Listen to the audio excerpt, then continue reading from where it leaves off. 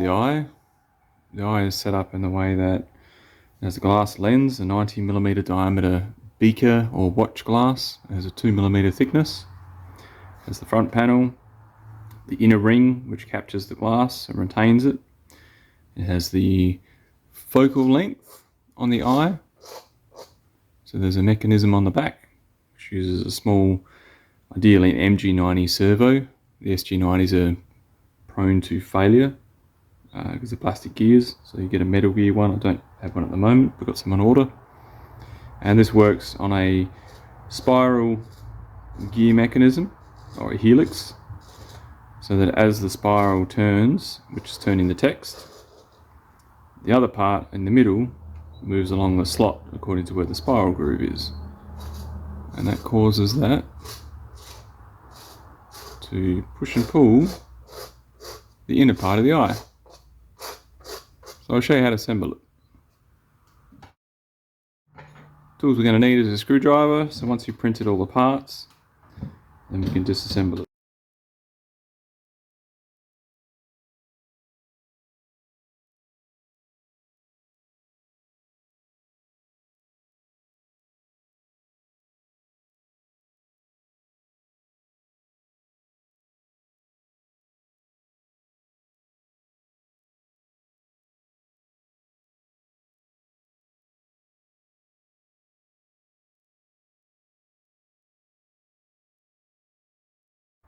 Okay, so here's all the parts. Let's start with the lens.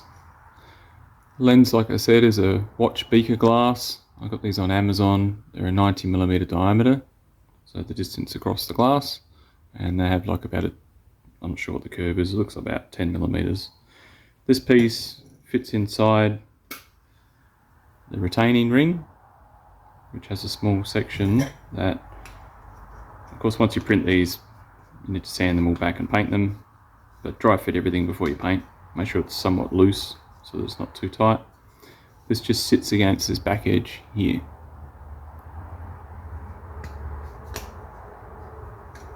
So what I'll do is the front eye plate, this has 3 heat inserts. They're M3x6. Again, I just got these off of Amazon.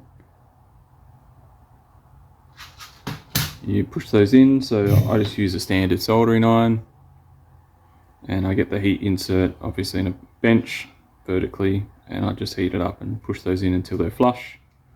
You can buy a rig or a fixture to do this, but it's pretty easy.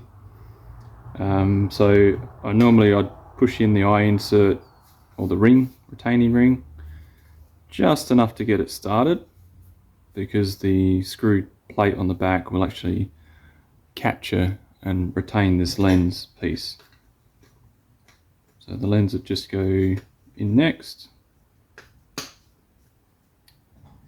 and then the eye plate, again I've painted the inside of this with matte black, just some acrylic paint, just to stop the reflection. It's sort of similar to what would happen with an anodized lens on a camera.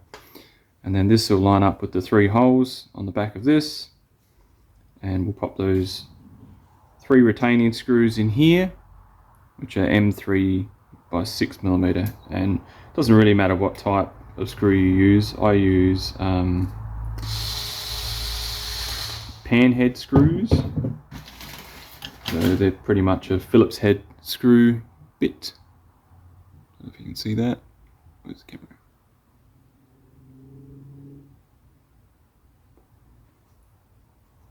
And just gently screw those in to retain it.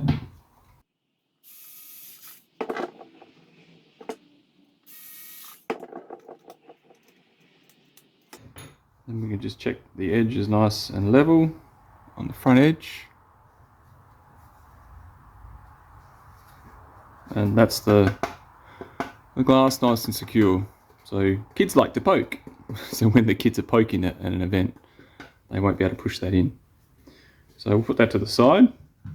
Next thing is we'll take the outer part of the eye mechanism. Ideally you need to make sure this is sanded back, and then I have an old FDM printer, so there's some bumps of the print. This has a piece that prints in there. You'll have to carefully get a knife and just cut that piece out to clear it out to fit the servo, but I just did it that way. You could print it up the other way, remove that piece and have supports, but it just means I didn't have to print with supports. So once that's done, you get the servo and the servo horn piece, or the servo, of course the rotary bit will be in the middle. There, I just put one screw in at the moment, just to retain that. So there's already holes sized in the print.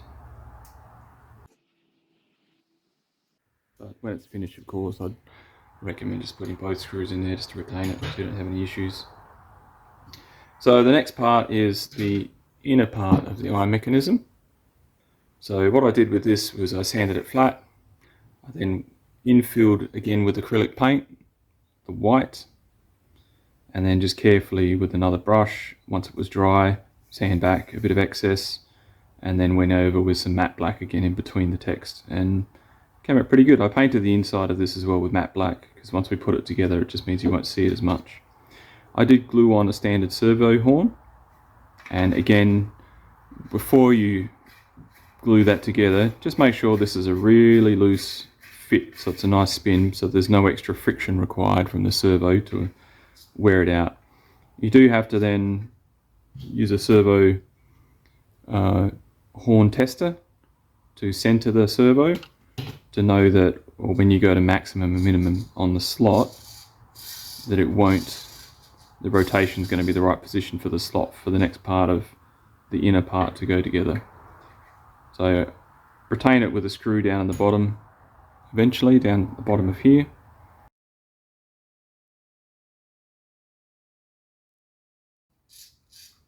And that keeps that part from coming out. So the next part is line up the slots on the helix on the outside. The inner ring, again there's 2 of the 3 heat inserts in here. I painted this silver, I'll probably go back and sand it back and everything. The inner lens, you could probably get a 30mm, 32mm diameter off the shelf lens. I just used an old Christmas ball and cut out a diameter 30 piece that fit in here, and it just presses in. There is a small shoulder on the inside of the print that can have that against. Again, you could hot glue this in if you wanted to, but nobody's going to be able to reach in there. So the next part with this is, once the heat inserts are installed on both sides and flush, again make sure this is a smooth rotation internally so there's no friction. Line up one of the holes, come through, and then you need 2 screws that are, these are M3 by 15mm long. Line up the hole.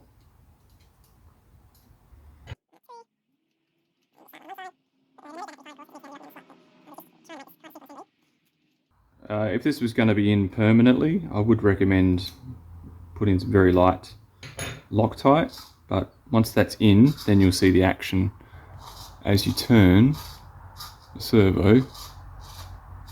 The slot will push and pull in and out the inner piece, which is pretty cool. That's pretty much the mechanism done. So like I say, I would suggest, because of the vibrations due to Wally's track system, just be aware that applying once everything's done and final, or if you do find in future that things are vibrating loose, apply a light Loctite to these, or some kind of retaining compound to the screws when you put them together. But not permanent, really strong Loctite, because you might have to take it apart one day for maintenance or repair. So that's pretty much it. The inner eye, remembering that this is where there's a bit of space inside where the eye mechanisms open, the eyebrows. I've made it that these 3 retaining screws, again M3 by 6, 3 screws, go in and we'll hold it in place.